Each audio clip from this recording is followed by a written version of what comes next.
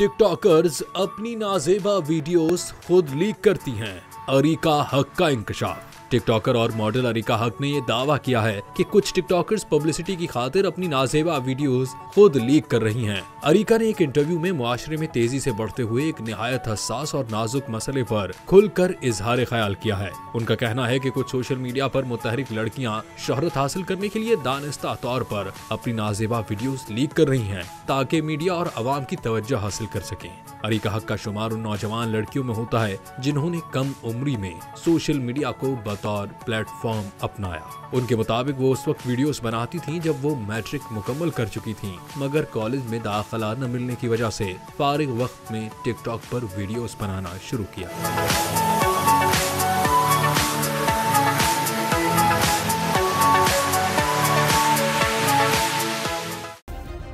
Subscribe करें और bell दबाएं ताकि कोई खबर रह न जाए।